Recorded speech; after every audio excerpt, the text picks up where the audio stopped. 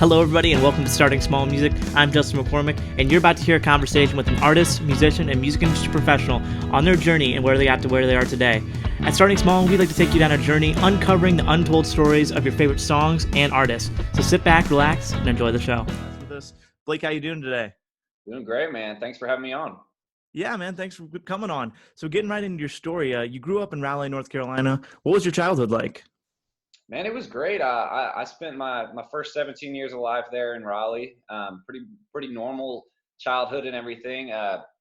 Good solid family. I have one brother. All my family's kind of in just like the business sector of life. My dad has got his own business that I got to see him run when I was growing up, which really instilled in me a lot of like just good hard work and everything that comes from seeing somebody that runs their own shop kind of thing. And then my brother he lives in DC and he does finance, and my mom is a stay-at-home mom. She was a great mother. So I had a great childhood in every regard. Really didn't get started in music until later on in life. But around high school age is kind of when I jumped into that. But, yeah, for sure. Yeah. So taking the music path was definitely a different route for your family then. It was, yeah. I mean, my brother, so funny enough, my brother, the reason I started singing at all or doing anything musical was my brother was in choir in high school, and I just wanted to take a class with my brother. So I pretty much signed up for that, and I started really enjoying it. And the teacher actually at my high school, he pulled me aside one day and was like, "Hey, man, I just want to let you know that you're a really good singer. I want you to just be aware of that. And if you wanted to dive into this more, I'd love to kind of just like help foster that in you and help kind of really like teach you about music and everything." And so I had a really great teacher and also just a really great support from my family and everything kind of early on. That's awesome. So before you even started singing, who were some of the artists that you really listened to kind of growing up as a kid that kind of got you into music? For sure. Yeah. I really grew up listening to the radio, to the country music radio, honestly. My parents had it always on in the car. And I mean, I can always remember I really loved all the Carrie Underwood songs and stuff like that, just like commercial country music. Tim McGraw, I think, was my first concert. So I really did kind of grow up listening to what I get to be a part of these days, and to really just like dive into it. I tried to branch out as much as I could, but back then it was not as easily accessible. You had to buy it, a lot of the music, and that was not. I didn't really. When you're like 10 years old, you don't have a whole lot of money to buy music, but I was I did listen to like just pop music and all that kind of stuff as I was coming up as well. But it definitely was more towards like the streaming era that I was able to kind of listen to a lot of other kinds of music. But country was really what I grew up on. Totally. Now, other than doing choir in school, did you start playing out in your local area or anything like that during high school? So I actually did not. I didn't write songs or do any of that until later in life, until college. But up until that point, I was pretty much just doing the choir, and I was playing in my church worship band and everything. Just pretty typical Southern thing to do. I was leading worship and everything, and had a lot of fun doing that. And that kind of taught me how to, I guess, be in front of people in a very small setting and everything. But I didn't really get into the songwriting and everything until kind of the college times and everything. But Gotcha. So yeah. you didn't get into songwriting until around college, but were you already studying commercial music at Belmont, or did you switch into that? So I came to Belmont for commercial music. So I kind of made a decision right there towards like my senior year of high school and everything, when I was about to have to make the choice of what I wanted to do, kind of when you feel like you're kind of having to decide what you want to do with your life. And my dad actually, and my brother actually was like, "Hey, you love music. Why haven't you checked out Belmont?" And so like I pretty much told my family, I was like, "There's no way I don't know how to succeed at music. I'm not gonna pursue that. I'm not gonna chase that down." But my family really encouraged me to do it. They were like, "Well, why don't you just apply and see what happens," kind of thing. And so I applied. I literally applied as late as you could to Belmont, like the last possible day that you could apply, pretty much. And so I pretty much took that opportunity to say, like, if this happens, then I'll like kind of take it as a kind of like a calling, like that this is what I'm supposed to do. Like if I get into this program and if I get to do this, then I'm going to do this instead, because it feels like that's actually what I'm passionate about. And my family and my dad, especially, like kind of like I was saying with his own shop, he pretty much made me very aware. He's like, do what you want to do. And like, or at least give it a shot. And like, if you aren't able to do it and it doesn't work, then you're always going to be happy that you tried to. And he's like, if there's any time to try to do music, it's when you're about to go to college and when you're about to do this, so you can just see what it's like. For So sure. I had a great support system around me there. But yeah, I auditioned for the commercial music program, and I started out doing it just right there. And the songwriting came almost immediately after I got to Belmont. I met a guy, and right before he came to my church, and like I said, I was in the worship band and everything, so I went to the event. And his name is Johnny Diaz, and he was in the Christian music industry at the time, and he had a #1 in Christian music, like pretty much around the same time that he was at our church. And so Oh, okay. and he said he was living in Nashville, and he was like pretty much like talking all about Nashville and the town and everything. So I was like, well, maybe I should get to know this guy. So my mom actually was like, you should go talk to him. And so I went up and talked to him, and he was kind enough to like offer to take me to lunch whenever I got to Nashville.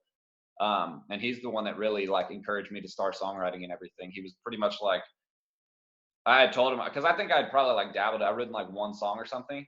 I remember at that time, I told him, I was like, man, I just don't have it in me. I can't do it. I wrote this one song and it was terrible. And that was the awareness that I had of like songwriting. I thought you could either do it amazingly or you couldn't do it. But he kind of obviously educated me that it doesn't work like that, and was really awesome in the beginning times to like really like, he was just like, write 30 songs, and if they all suck, then you're still on the right track, and it's like, it just like gave me the courage to kind of fail, which I wouldn't have been able to know otherwise. But that's kind of when Right. I got started into it. Totally. Now, you studying commercial music, what is something that you really like learned during that time, and do you apply that like in any aspect, like when you're writing today? Yeah, for sure. I learned a lot of music theory when I was in school. That's kind of like part of the whole program, is like your first 4 semesters. That's pretty music theory heavy, which definitely benefits from like a perspective that both that and like they do like somewhat ear training, which is like just you hear music and you're supposed to be able to like know what it's doing, like from a mechanics standpoint. And so that's very helpful. It helps you be a lot quicker in the writing room. It helps you be a lot more aware of what you need to have going on. And it's also just a good foundation for music in general. You understand it more. But then also the singing aspect of it, I learned how to sing healthily and like sing well. And that helps a lot with, I mean, whether it be demos or playing out or like anything, it's like always good to have like the ability to do that. And like with the hopes of going down the road and being like an artist one day, it's like, that's like obviously a good skill to have. And then also I just kind of learned from being at Belmont, not even just from the major perspective, but just from the people there. Like I really learned what people were capable of. It was kind of like a dip your toe into the music industry kind of thing, and like see what the like how talented people really are. Cause I got there and I was like, I was like, I'm not the most talented person by any means here. I'm like the least. And so it really gave me a perspective to be able to see the people around me and to also learn from everybody that I was in school with, and everything. It was awesome. Yeah. What did those first few years look like for you in Nashville? Not only networking with the people at Belmont, but were you going out and like hitting like coffee shops or bars at night trying to kind of get into your group? Yeah, for sure. I was really trying heavily to, at that time it was school, it was kind of like a blend. So I was kind of getting a different side of Nashville at the same time. But like I definitely was trying to meet as many people and like I said, learn from as many people as I could, because I really learned quickly that if I was going to be able to succeed in music, I was going to have to like convince people that were better than me that they should like pay attention to me and work with me, and so I could learn from them. And so I kind of like developed this ability to um, just to like befriend people, and then also to be able to just kind of like work with them kind of organically. And it's easier I think at Belmont than it would be in like if I was just like going cold and started going to like Midtown and like meeting people like that. Right. So I kind of got a first, like it was like I said, like a almost like a easy entry that way. But then from there it was really just like honing in on the people that I found. I met the guy that I still write with the most the first day of Belmont, actually. His name's John Byron. Yeah. And he and I met literally at orientation at Belmont. We didn't write that like after that, but it took about 2 years for us to like end up writing. But we became friends, which was very important and significant. and like I said, that was like the first day at Belmont. So it's kind of like consistent with, I always have felt like I've been like called to this path, and it's like, this is like there's almost like road signs along the way that like confirm that for me. And that's definitely one of them. Yeah. Now, when you were at Belmont, did you were with John Byron, and did you also go to school with Ben Johnson too? I did. Yeah. I didn't know Ben too well. Which is funny because JB and Ben are both really good friends. I didn't meet Ben until a little bit later on. I think he was a year ahead of me, I believe. Gotcha. Yeah. So, how long after you moved to Nashville that you picked up an internship at Big Machine? Oh, so I actually wasn't at Big Machine. I went to BMG. That was the Okay. internship that, yeah. So BMG back in the day, I had kind of gotten a couple internships along the way, and that one was my junior year, I believe. That was when I actually started writing with JB, because I was interning at BMG. I think this was the summer before my junior year, perhaps, maybe. But JB walked through the door. There used to be the old BMG building. It was like right there on the Music Row and everything. And there was like a writer's building. It was right there on the street that people would just literally like walk in the front door to come write. And so I was working at the writer's desks right there. And JB walked in. He was writing with a guy named Win Barble, who I'd like he was hilarious. He's a writer in town and he's great. But JB walked in and I was like, holy shit. He's like, what up, dude? I was like, this is crazy. And I was like, I didn't even know you wrote songs. Like we both literally didn't even know that we were trying to do that. And I just pretty much was like, hey man, I'd love to like see what you do. Again, like trying to like see a person that's doing better than I am and trying to like essentially convince them that they should take the time to like spend some time with me. And so like, I just reached out to him and asked if he'd write, and he did. And we really wrote a good song the first time that we got together, and that kind of took that path. But BMG was awesome for me. It was like essentially I took the opportunity to sit at that building, sit at that desk, and just talk to anybody that would talk to me. So Yeah. like there would be constantly writers running through there that are just huge, that were just giant writers. And some of them wouldn't talk to me at all, but some of them would like spend like 30 minutes talking to me and stuff. And so I was able to learn both through that, like what their lives look like. And I was also I had access to the entire catalog of the publishing company.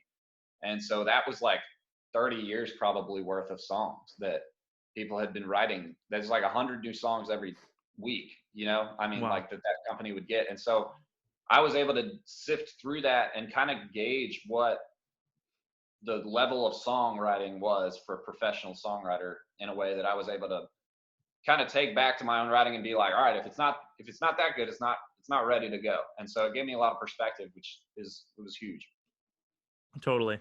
Now, moving on, for Morgan Wallen's Dangerous album, you were the only unsigned writer to have a cut on that. 865, honestly, one of my favorite songs on the record. What do you Thanks, remember man. about the day you wrote that song? It's crazy, man. So that song, me and JB wrote it together, just us two. And we were set it up. We have a standing Monday write, which we've like kind of almost had since, like I was telling you, since that BMG day. We've kind of like set up a standing Monday write. And so we were doing our standard Monday write. There was supposed to be a third person on that write that I guess it was right towards the like beginning of COVID, and nobody had like decided that Zoom was going to be like an official thing. Really, it was just like people were starting to do it a little bit, but it wasn't like expected that you do it. So the person that was supposed to be on that ride jumped off, and me and JB were just like, let's go, let's try it and see what we do. See, like, so it was our first Zoom ride ever. And so we get on the Zoom ride, and the morning before I had kind of had this, like, I always kind of get inspiration from listening to other songs and stuff, and just like, it's kind of like putting your brain on input, I guess. Yeah. I'd been listening to a song that had a line in it that was talking about like, it was like, it's just a matter of time before whiskey turns into a phone call, or something was like what the line was. And I was like, oh, that'd be really cool if you could make it like the actual phone number. If you could write a song about like whiskey tasting like an actual like phone number, that'd be weird.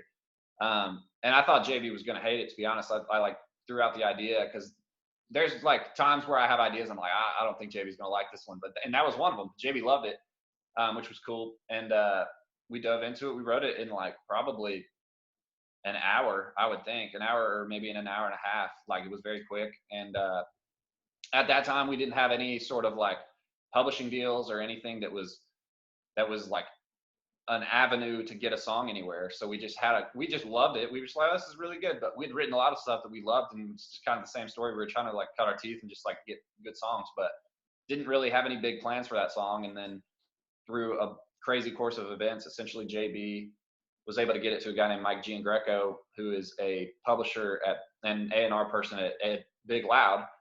And Mike at the time was trying to sign JB, like down the road a little bit. He was trying to like sign JB, but pretty much JB didn't have cuts either. So he was just like, well, let me see what I can get.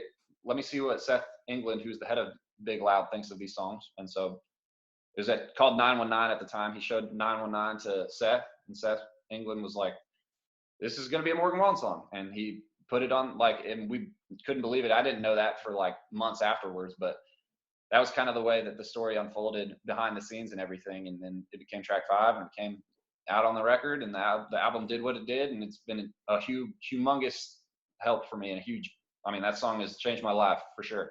I'm sure. Now, I actually looked it up. 919 is a North Carolina area code. Is that your area code growing up? It is. Yeah. Raleigh, North Carolina. Wow. That's awesome. Now, kind of that song led to you signing your publishing deal, right? It did. Yeah. It led to essentially me having the ability to choose what I wanted and everything, which was great. And you were the flagship writer for Back Blocks. What does it feel like to be like the first artist that they signed? It's fantastic, man. It's been a great journey so far. Rakaya Marshall is the head of that company, and she has been an amazing person to help kind of capitalize on the success that I was bringing to the table and everything. She's been able to bring me into rooms and like get me into collaborations that I couldn't have done by myself. And I think that the small shop that like it's me, Lily Rose, and Ashley Cook, and the ability for it to be kind of like devoted attention to each of us has been huge, especially in this beginning phase of like my publishing deal and my artist or my songwriting career and everything. It's just like having somebody that's fully invested and devoted to your craft and your music and who you're with each day has been incredibly significant. And she's got tons of connections and tons of people that she knows that have led to tons of opportunities for me. So I couldn't be happier, man. Now, you mentioned Lily Rose. Another one of my favorite songs you wrote is Breaking In, that you wrote with Yeah. JB and Ben Johnson. What do you remember about the day writing that one? That one was fun, man. That one was a quick one too. We that kind of like fell together that day did.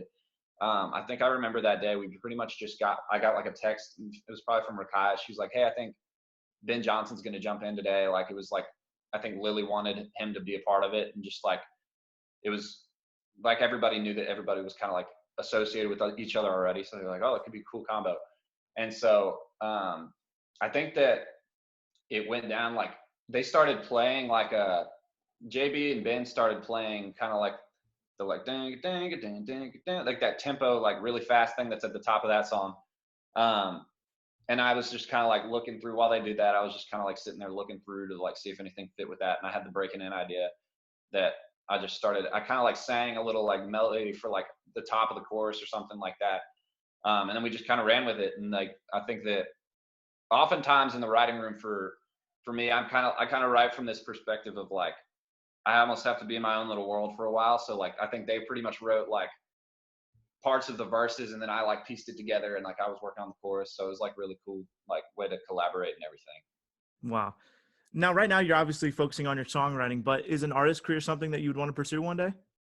I think so. Yeah, I definitely have that aspiration. That's what I moved to town originally to kind of pursue and everything. It was just to sing. I didn't really have much plans further than I liked to sing and I liked music. And as I've gone through it, I actually have found that I really love the songwriting side of it and everything. So I think I'm very thankful that I was able to really hone in on that and make that be the foundation that I'm kind of running with. And so I'm kind of like just looking at it as like I'm walking through the doors that are open for me at this point, and the songwriting was so like such a big opportunity. And so if the artist career ends up being something like that down the road, then I think I'd love to enjoy and pursue that as well.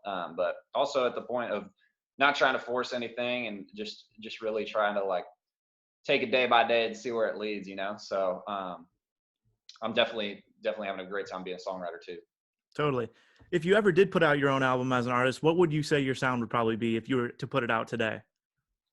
It would be very lyrical songwriting, I think would be one of the elements of it for sure. I think I've kind of learned what I would consider to be a good song, what I consider to be a great song and everything. So I think there would be like a pretty consistent theme of like, I would want to make sure I tried to make every song like a bulletproof lyric that was captivating and all those different things. As far as sonically goes, I think that comes with time. I think that I don't really know if I could pin down entirely what musically it would sound like. I think it would be one of those things where kind of just like with songwriting, where it's like you just kind of like start out and see where it leads you. I think that would probably be more of what I did. And then I would allow it to kind of develop naturally, depending on like, I mean, there's tons of great producers and stuff in Nashville that I would probably call up and ask and say like, let's get something together. But it's hard to pin down musical sounds, I guess, in words. Right. You said stressed the lyrical part of the record. Do you have any John Mayer inspiration? I do. Yeah. I love John Mayer. John Mayer, I think is one of the best to ever do any of it. He's clearly demonstrated that he can write about any genre that he wants to write, which is impressive. And then he's got the musical knowledge to do incredibly complex things. But I think that his knowledge of complex things also gives him the ability to know how to do something simply and make it better than if anybody else really tried to do it. Yeah. Now, to close out my interviews, I always like to ask my guests what a piece of advice they would give to another aspiring musician, something you've learned along the way. Yeah, 100%. There is a lot that I've learned along the way. Trying to think what phase. There's so many different phases of like the journey that there's like advice to give. I guess for like starting out, I think that it's like the same advice everybody gives, but just like to have the courage and everything to try and to fail, and that it's like okay to write a ton of bad songs. I kind of come at songwriting from the perspective that truthfully I think anybody could do it, which is not something a lot of people I think believe, but like my experience is that I could not do songwriting. I did not know how to write songs, and I like really did like dive into what I considered to be quality people and quality songwriting, and like learned how to do it. And so I think that it's actually more accessible than people give it credit for. I think that there's no lost opportunity if you like look at people like Craig Wiseman and like Michael Hardy. Like that's like literally what I did. I literally would sit there and listen to their songs and like analyze how they did stuff, and learn the songwriting craft from a distance, I guess. And I think that from a perspective of advice, like the best thing I could say would be to like saturate yourself in high quality music to the point that you understand why it is high quality. And I think that at that point, most people, if you have like the musical tendencies, can probably write songs.